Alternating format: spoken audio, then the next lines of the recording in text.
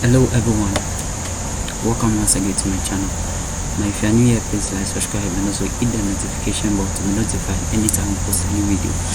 Now we have a statistical climatology problem over here.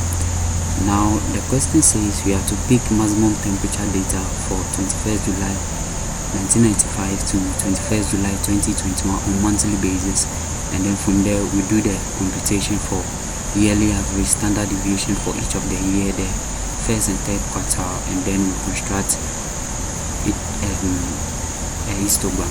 So quickly, I'm just going to take you through the steps in getting all of this done.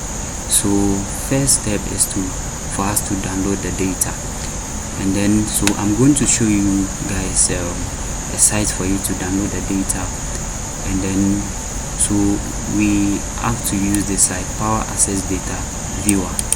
So it is Power Access Data Viewer. So I'm just going to open that here. So we have Power Access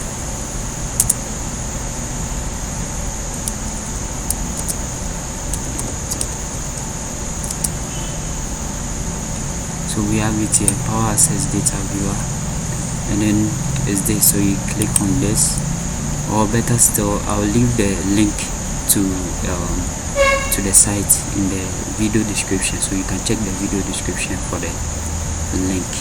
It will take you straightly to this place.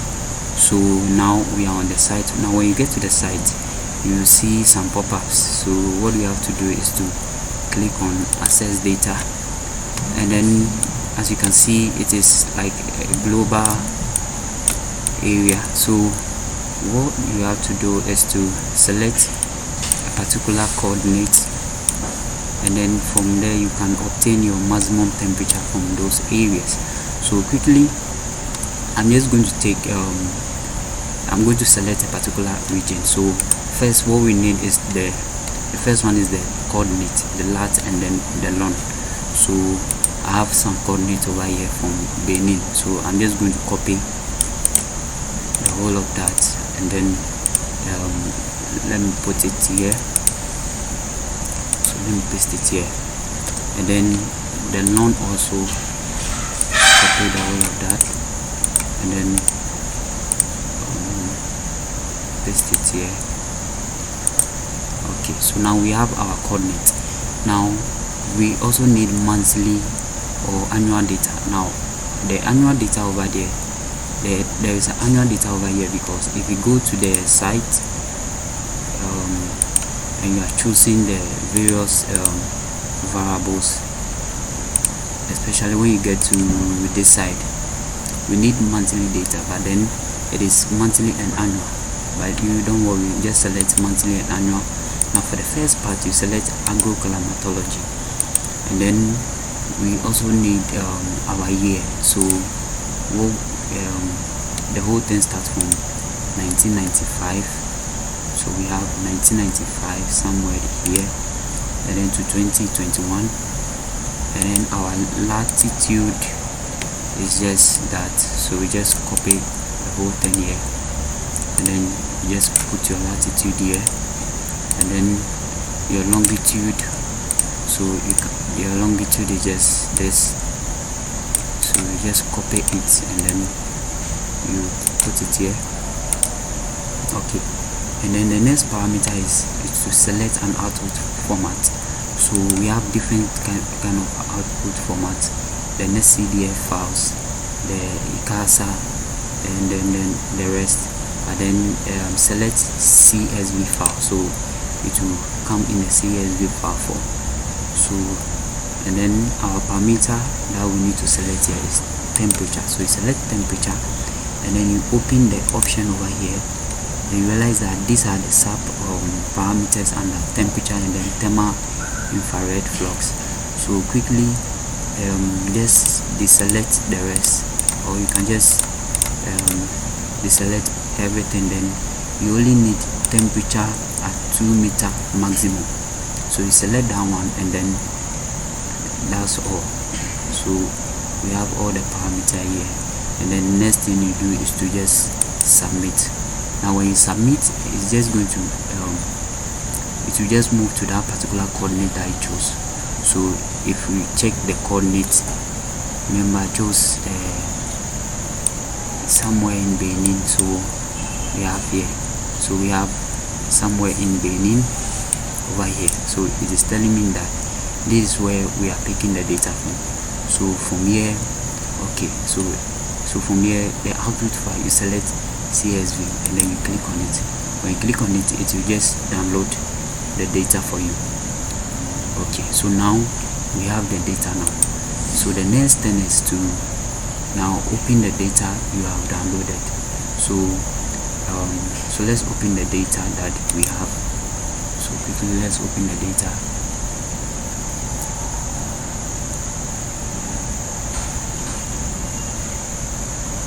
So it comes in an Excel file form.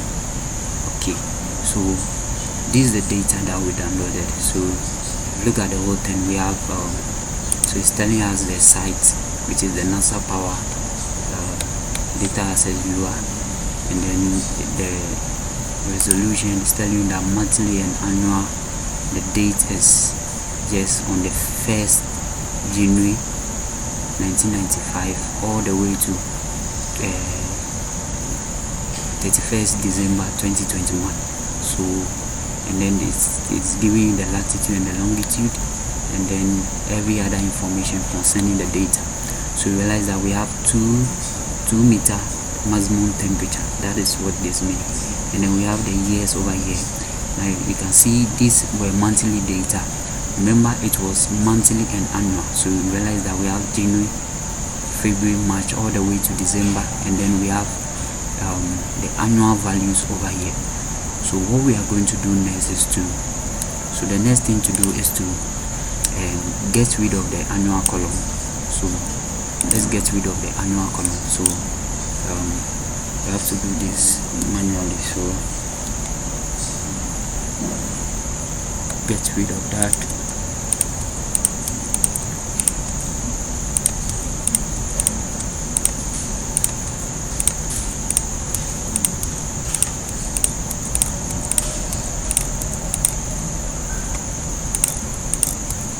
So get rid of each one of them. Alright, okay, so now we've gotten rid of the annual column. Now we have our monthly data for each of the years. So we have 1995 January, this is the monthly data, and then the rest follows all the way to 2021. But then remember, the question says we should get data from 21st July 1995 to 21st July 2021 on monthly basis. So now we have it on monthly basis, but then our data for 1995 starts from the 1st of January. So we are going to do something over here, and then for it's the same for 2021. The data ends at 31st July 2021. So what we can do here is to so for 1995, what we'll do is to get rid of the January, February, March, April, May, and then June monthly data. Right, so let's do that. So for 1995, let's get rid of the January, February, March, April, May, and then June.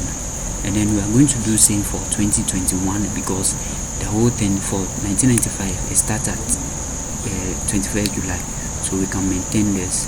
And then for 2021 we can get rid of from August, right?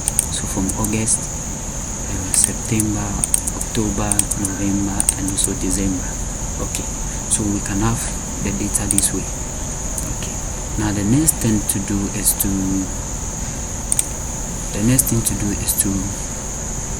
find the yearly average. So I'm just going to show you guys how to do that. Alright, so I'm just going to show you guys how to do this just using Excel for everything. So so for the first one, we have to calculate the yearly average. So let's call this column yearly average. And then let's have another column. Let's call this one standard deviation. So let me do it STD. And then the next one is just the first quarter. And then we can have the next one being the third quarter.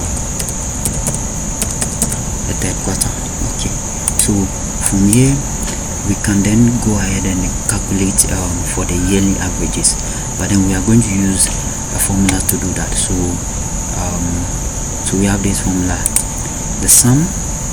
So we sum from the beginning of the month to the end of the month. So from January all the way to December, then we divide by 12, and then for the rest we autofill, and it will automatically do for the rest. So let's go to the data. So we have each of the year.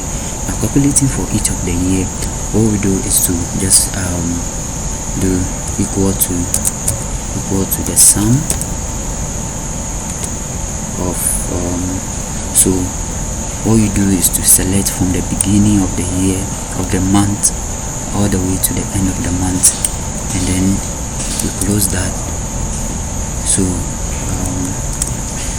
you select that only. So let's select from the beginning to the end, and then from there we divide all of that by the number of months, which is 12.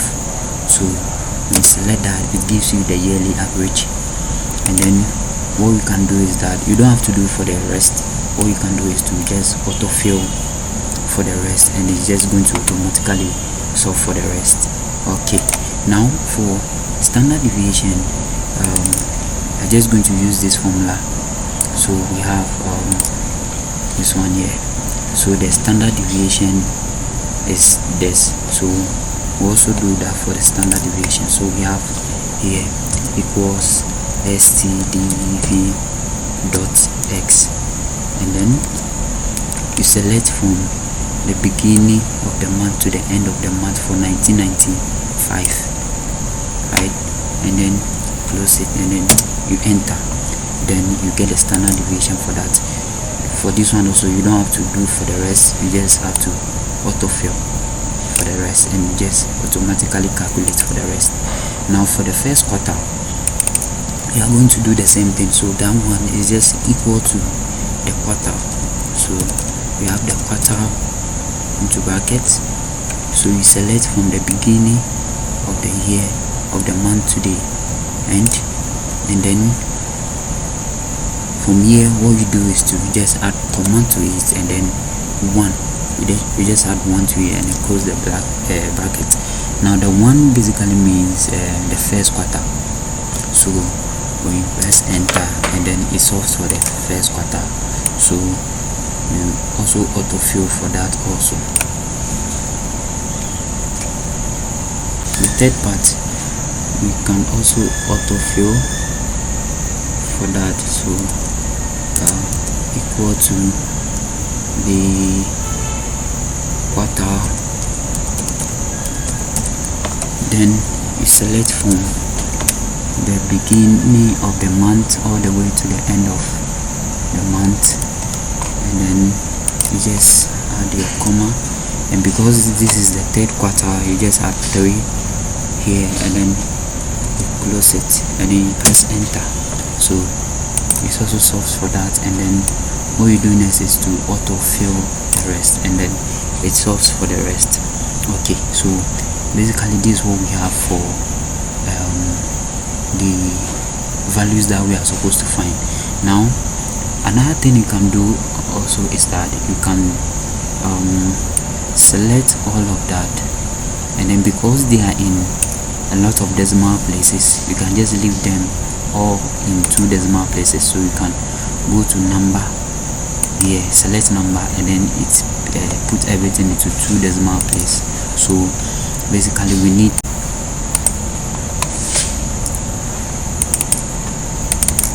so So since we have everything here, I need to autofill for the last part also. Last part, forgotten to add the last part, so let's do that. Yeah, so the yearly average. Yeah, okay. So what I can do is to copy all of this, and then we can create another cell here and then paste it here. We paste it here, and then also paste the yearly values also here. So copy that and also paste that here also. Alright, so realize that it is still in the 5 decimal places. So what we can do is to select all of that. Let's select that again. Select all of that, and then you go to number, and then everything is in 2 decimal places.